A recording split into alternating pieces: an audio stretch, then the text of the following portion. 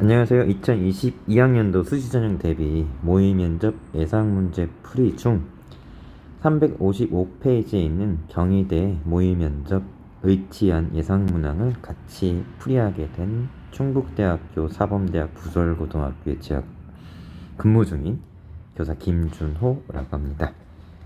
재학이라고 말할 뻔했네요. 첫 번째 문항을 보시면 알겠지만 경희대학교 학생부 종합전형에서 의치하는 대부분 딜레마적인 상황을 주고 이 상황에서 본인의 선택과 그 선택에 대한 이유를 합당한 근거를 가지고 설명할 수 있으면 됩니다. 그래서 여기에 입장에 대한 정답이 어느 한쪽을 선택해야만 된다라는 게 아니라 다양한 입장이 가능할 수 있다라는 점을 명심하고 문제에 접근하면 좋을 것 같습니다. 이 문항을 보면은 소아과 의사로 되어 있고요. 이 환자가 지금 의사소통이 가능한 상태가 아니고 보호자하고의 이제 갈등 상황을 표현을 했습니다. 대부분 소아과 같은 경우에는 특히 생후 30일 정도밖에 되지 않은 환자가 굉장히 보호자가 예민할 수 있는 상황이 많이 발생합니다. 실제로 문제를 출제한 선생님 같은 경우에도 서울에 있는 모 병원의 소아과에서 이제 그런 중환자실에서 아이들이 굉장히 조금 힘들어하는 경우를 많이 봤기 때문에 이럴 때 이제 보호자가 굉장히 극심한 스트레스 상황이 많이 있기 때문에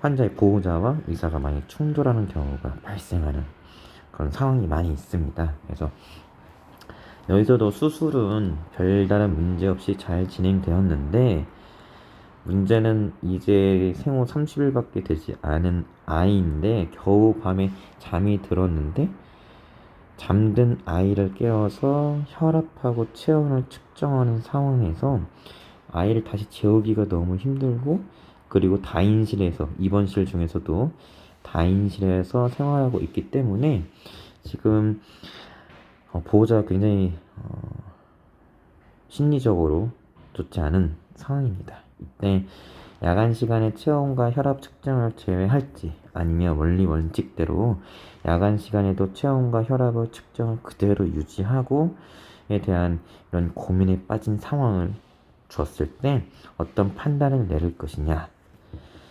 그래서 환자의 야간 시간 체온 및 혈압 측정을 제외한 경우 선택을 했다면 수술의 경과가 좋고 입원 기간 동안 낮에 측정하는 체온과 혈압만으로도 충분히 환자의 상태를 확인할 수 있다고 판단했을 경우에만 야간에 무리하게 체온과 혈압 측정하지 않아도 충분하다.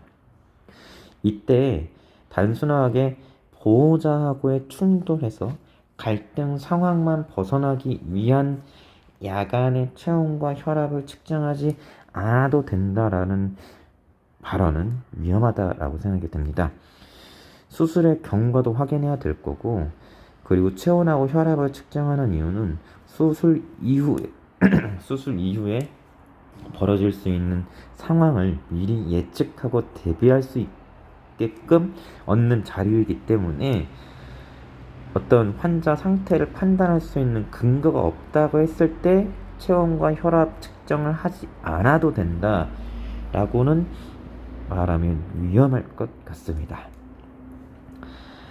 그래서 환자의 야간 시간 체온 및 혈압 측정을 제외하는 경우는 전제 조건이 체온과 혈압의 측정 주기를 충분히 조율할 수 있다거나, 체온과 혈압을 야간에 측정하지 않아도 주간에 측정한 혈압과 체온만으로도 충분히 환자의 상태를 예측할 수 있다는 전제 조건 하에 야간에 무리하게 체온과 혈압을 측정하지 않아도 된다는 판단을 내렸으면 좋겠습니다.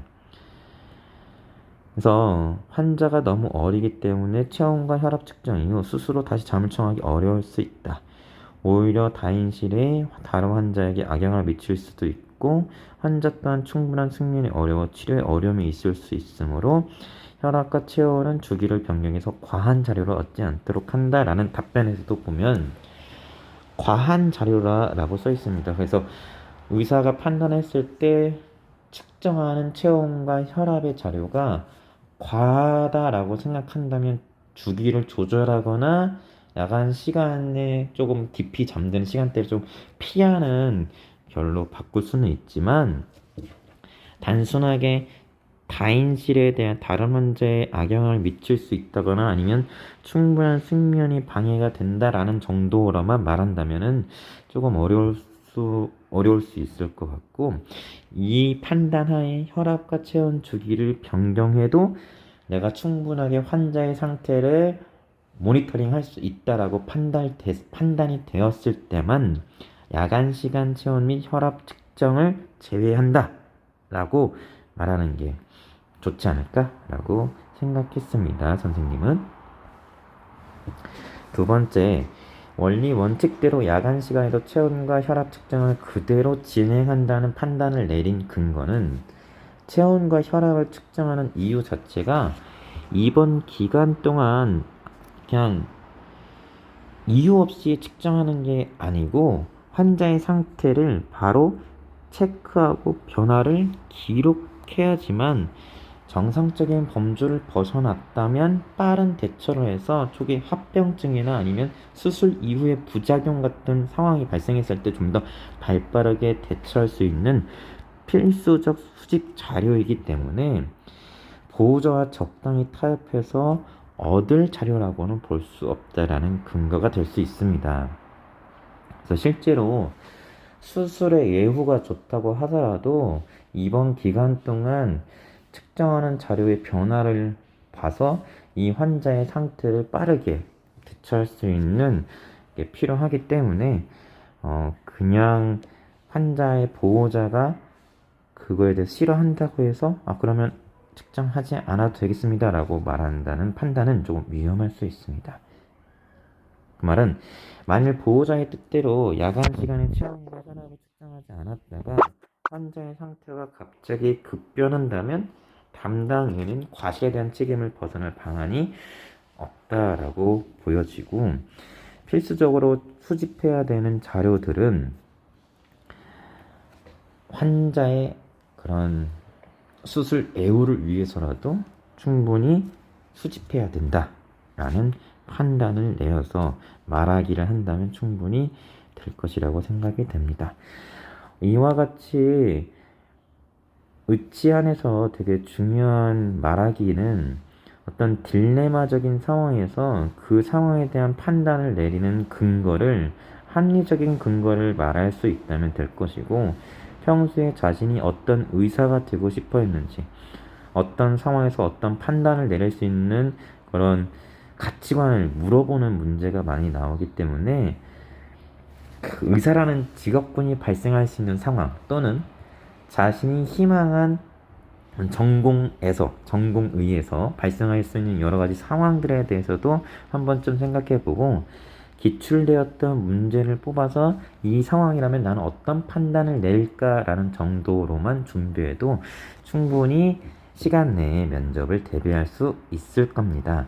그래서 경희대는 의치한만 제시문이 아직 살아있는데 이 제시문 난이도가 그렇게 높지 않기 때문에 우리가 1차 합격이 발표되고 나서 준비해도 충분히 준비할 수 있는 시간적 여유가 있습니다. 그래서 불안해하지 말고 경희대에만 쓴 게 아닐 것이기 때문에 다른 대학교 전형이나 다른 대학교 최저 학력 기준을 먼저 준비를 한 다음 경희대 1차 발표가 나고 나서 기출문제를 뽑아서 준비한다면 여러분 능력이라면 충분히 대비할 수 있을 거라고 생각하니까 주눅 들지 말고 끝까지 준비를 잘 할 수 있도록 해주시기 바라겠습니다. 두 번째 문항은 약물 중에 신경계에 작용하는 그런 약물 중에 진정제, 각성제, 환각제 등으로 구분하는 내용이 있는데요. 지금 여기는 내과의사 B로 표현했는데 이 약물이 인체에 미치는 영향 같은 경우에 생명과학 비상교과서를 기준으로 생명과학 항상성과 몸의 조절 3단원에서 자극의 전달 중에 약물이 인체에 미치는 영향 조사하기 탐구 활동이 있습니다.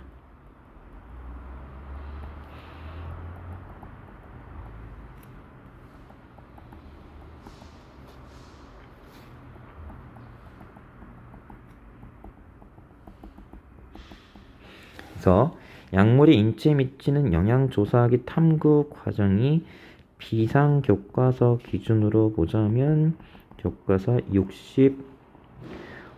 65페이지에 나와 있는 내용이고요.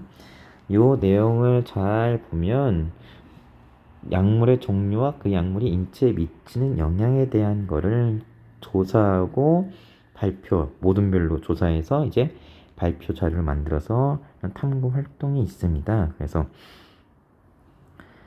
지금 보면 주어진 자료에 진정제, 그리고 각성제, 환각제가 있는데 그 중에서도 약물이 시냅스에서 흥분 전달에 미치는 영향에 대해서 악편과 암페타민 그리고 마리화나를 대표적으로 영향에 대해서 써져 있는 자료가 있습니다. 그러면 자료 1의 내용을 참고해서 환자가 지금 호흡, 운동과 심장박동이 정상보다 높다라고 써 있고 근육은 긴장한 상태로 지속적으로 유지되고 있다라고 나와 있습니다. 긴장 상태를 유지시키는 각성 효과다라고 생각하시면 되고요.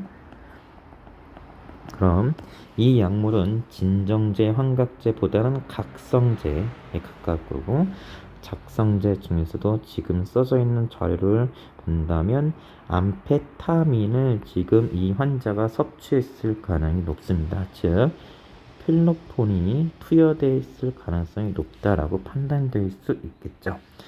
여기서는 시냅스에서 노르에피네프린이 재흡수를 억제한다라고 했기 때문에 지금 우리가 배웠던 교감신경과 부교감신경을 비교했을 때 부교감신경의 시냅스 뉴런을 계속 자극한다. 재흡수를 억제하거나 시냅스 뉴런을 계속 자극한다 라고 써있는데 교감신경의 가장 말단에서 노르에피네프린이 분비되고요. 이 노르에피네프린은 심장 박동을 빠르게 해주고 호흡 운동을 촉진시켜주는 기능이 있습니다. 그래서 이 환자의 지금 상태를 보아도 호흡 운동과 심장 박동이 정상보다 높다라는 사실을 알 수 있기 때문에 지금 상태에선 암페타민, 필로폰이 원인이 된다라는 것을 말할 수 있습니다. 두 번째, 문제 3-2를 보면 시냅스 틈으로 방출된 신경 전달 물질은 흥분 전달 후 어떻게 되어야만 하는지 자신이 아는 범위 내에서 자세하게 설명하시오 라고 써 있습니다. 그래서 지금 보면 자율신경계를 구성하는 교감신경은 신경절 이후 뉴런 말단에서 노르에피네프린을 분비한다. 교감신경이 흥분하면 기관지가 확장되고 교감신경이 흥분하면 기관지가 확장되고 심장박동이 증가하는 생리적 작용이 일어나기 때문에 이 환자도 지금 호흡 운동과 심장박동이 정상치보다 훨씬 더 높은 상태였기 때문에 각성제 그리고 암페타민 종류의 약물을 먹었을 가능성이 가장 크다라고 말할 수 있습니다. 그리고 우리가 생명과학 1에서 배웠던 내용을 이용해서 설명하자면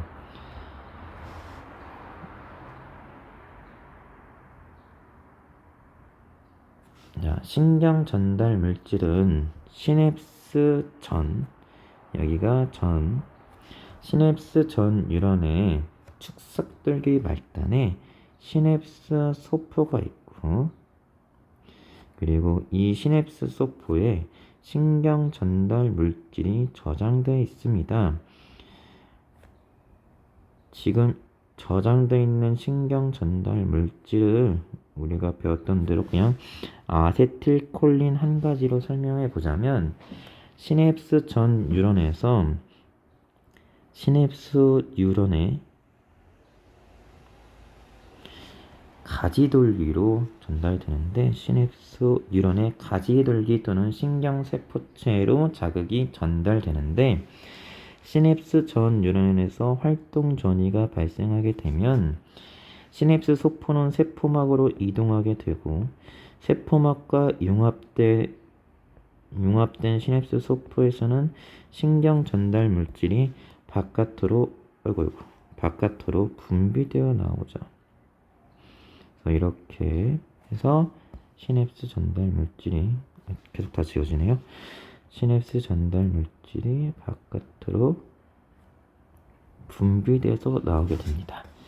그러면 확산을 통해서 시냅스 뉴런의 가지돌기나 신경세포를 가지게 되는데, 이때 시냅스 틈으로 분비되었던 신경 전달 물질은 시냅스 틈에 계속 남아있게 된다면, 시냅스 뉴런의 가지돌기에 신경 전달 물질 수용체를 계속해서 자극하게 되고, 이 수용체가 통로의 역할을 같이 하면서 나트륨이 계속해서 시냅스 뉴런으로 들어오게 됩니다. 그러면 다른 자극을 받아들일 수 없고 계속 자극된 상태로 유지가 되게 되겠죠.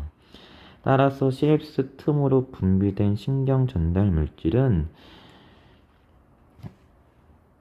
아세틸콜린 같은 경우에 아세틸콜린 에스트레이스에 의해서 콜린과 아시트산으로 분해되고, 그냥 아세틸콜린 가수분해 효소라고 생각하시면 됩니다. 그래서 아세틸콜린이 분해가 되고, 그리고 콜린과 아세트산으로 분해가 되고, 이때 아세트산은 세포 사이로 확산이 되고, 콜린은 능동수송에 의해서 시냅스 전 뉴런으로 재흡수되어 축삭돌기 말단에서 아세틸콜린을 합성하는 데 재활용됩니다. 즉 시냅스 틈으로 분비됐던 신경 전달 물질은 바로 분해가 돼야 됩니다. 분해가 되고, 일부 물질은 그냥 확산돼서 나가면은 일부 물질은 다시 재흡수돼서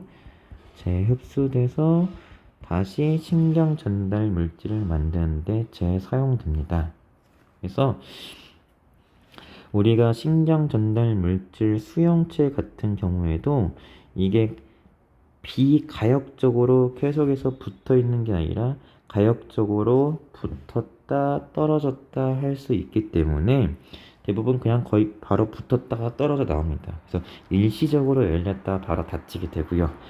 그리고 또한 시냅스 틈으로 분비됐던 신경 전달 물질은 지속적으로 있는 게 아니라 바로 분해가 되고, 분해된 것 중에 일부는 재흡수, 일부는 확산되어 나가기 때문에 다음 자극을 다시 받아들일 수 있는 상태로 바꾸게 됩니다. 그래서 이렇게 만약에 그러니까 분해가 되지 않는다면 다음 자극을 받아들이지 못하게 되는 상태가 되는데, 그래서 지금 많은 마약류들이 원래는 진정제, 그러니까 수술에서 많이 사용되는 진정제나 마취제 등으로 많이 사용되었습니다. 그래서 새로운 자극이 뇌로 전달되지 않기 때문에 통증을 줄여주는 데 많이 쓰여서, 원래 마약은 수술이나 아니면은 통증 완화제로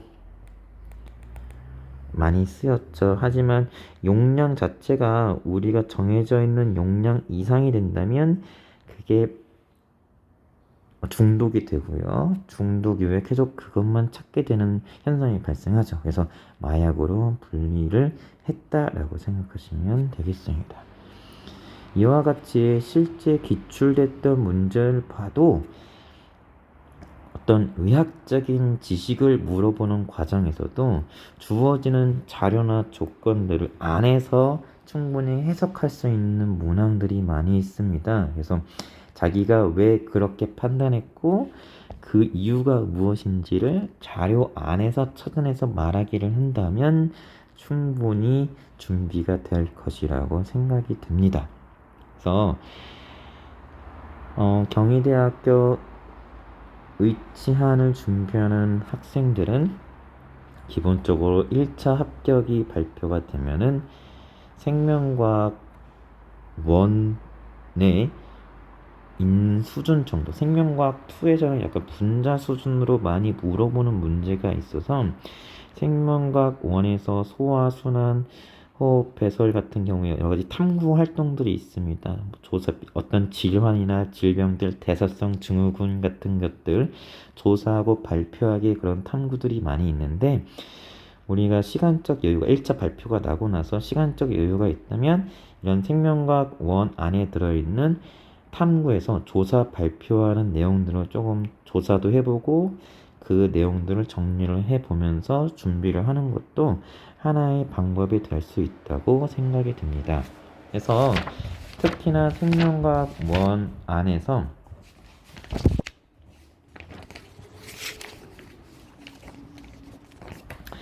대사성 질환 조사하기, 비상 교과서를 예로 들자면 교과서 47페이지에 있는 내용이나 방금 말했던 약물에 대한 내용들이 굉장히 여러 가지 자료들 또는 BMI 기술을 해서 뇌기계 접속 장치나 신경망 같은 내용들이 굉장히 많이 있고 그리고 장기 기증 같은 경우에 뇌사자의 장기 기증에 대한 자료들이나 그 자료들에 대한 자신의 말하기 하는 것들이 굉장히 많이 있기 때문에 같이 준비하는 친구들하고 모여서 이런 자료들을 조사하고 조사한 자료를 서로 말하기 하는 연습을 한다면 충분히 좋은 내용이 될 것이라고 생각이 듭니다. 그래서 특히 생명과학에서 여러분이 꼭 봐야 되는 게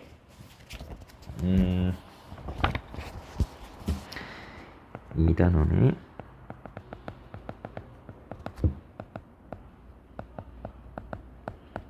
사람의 물질 대사, 그리고 3단원의 항상성과 몸의 조절,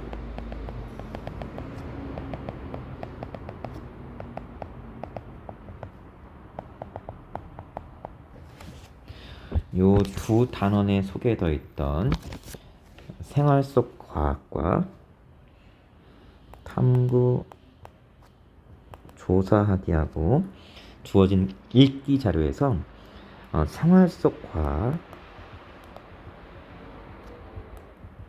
같은 읽기 자료들이 있습니다. 요 읽기 자료들을 읽어서 준비를 하시면 충분히 준비를 잘 할 수 있다라고 생각이 듭니다. 그리고 현재 이슈가 되는 상황들에 대해서 현재 이슈가 되는 그러니까 의학적으로 굉장히 이슈가 되는 상황들에 대해서 인터넷 기사 스크랩 해가지고 그 스크랩한 인터넷 기사를 친구들과 같이 이야기를 조금 더 나누는 활동들을 한다면 지금 의학계에서 이슈가 되는 기사, 신문 기사를 읽고 말하고 이때 말할 때는 주장하는 말하기, 그래서 친구들하고 서로 주장하는 말하기를 연습한다면 충분히 그런 도움이 되지 않을까라고 생각합니다. 서로 의견이 달랐을 때 서로의 의견은 다른 상황에서 상대편을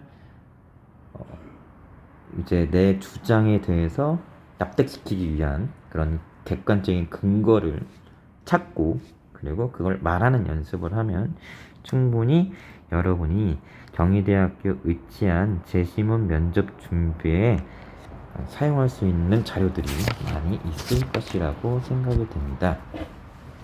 이상 선생님이 말하는 건 여기까지 말할 거고요.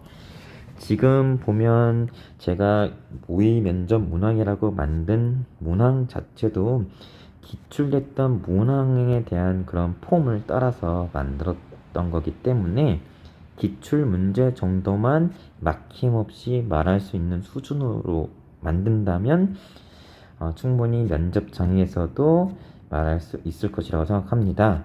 그리고 재심은 면접에서보다는 여러분이 지금 학생부 기반한 질문도 하기 때문에 자신이 했던 활동들이 어떤 가치관을 통해서 했던 활동인지를 명확하게, 또한 자신이 의사가 된다면 어떤 전공을 선택해서 어떤 의사가 될 것인지에 대한 구체적인 미래를 조금 가치관, 자신의 가치관을, 미래를 그려보는 게 무엇보다도 더 중요할 것이라고 생각합니다.